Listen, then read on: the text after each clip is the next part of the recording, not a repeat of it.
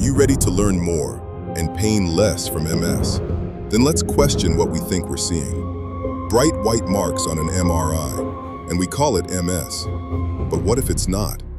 CSVD, Cerebral Small Vessel Disease, tiny vessels, chronic pressure, microvascular damage that can mimic the real thing. White matter hyperintensities. They look identical, but not every signal is a lesion. If we mistake vascular stress for autoimmune attack, we chase the wrong suspect. And in the first 48 hours, that mistake costs time. London detectives examine the vessels. The activity is concentrated right here, in the white matter. We've interrogated the bloodstream. We've examined bacteremia. We've drawn parallels to how something that begins in one place can show up in two. Brain, spinal cord, simultaneously. Cerebral Small Vessel Disease, or CSVD, erodes our infrastructure. It affects tiny veins, arterioles, and capillaries. Small vessels narrow, stiffen, inflame, and leak. And the white matter lights up. On MRI, we call them white matter hyperintensities. Bright signals, often labeled lesions.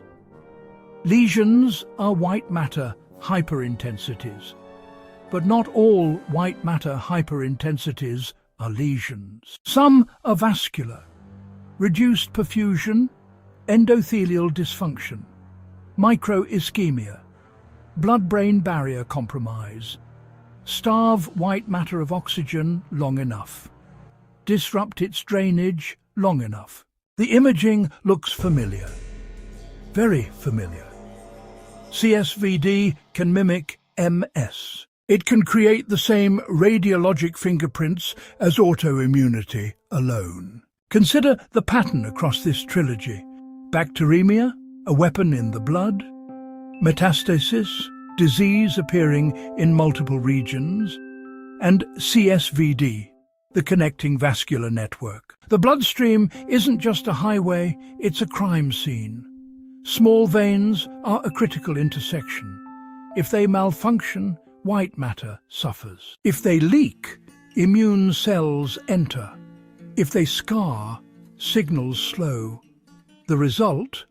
MS. What if we're naming the wound, but missing the weapon? Because the same vascular system feeds the brain and spinal cord, regulating oxygen, heat, and immune access, and can cause white matter hyperintensities. The small vessels may be the smoking gun. For decades, we asked what attacks myelin and pointed at the immune system. Case closed, but across this series we've interrogated the weapons. Mycotoxins, environmental toxins causing immune activation and vascular injury. Bacteremia, microbes in the blood triggering widespread inflammation. And cerebral small vessel disease, microvascular dysfunction lighting up white matter on MRI. Different suspects, one shared pathway: blood, flow, inflammation, barrier disruption. Lesions are white matter hyperintensities, but not all hyperintensities are lesions. Some are vascular stress. Some are inflammatory spillover.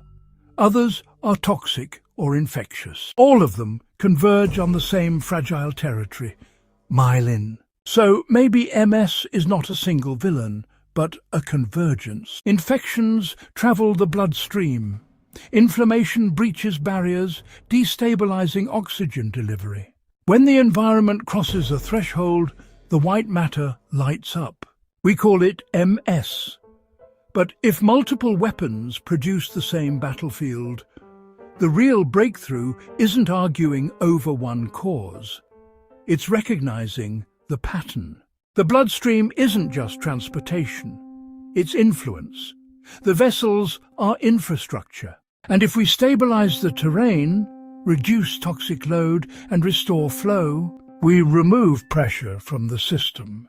The real war may have been environment versus resilience. When you identify the unusual suspects, you gain leverage.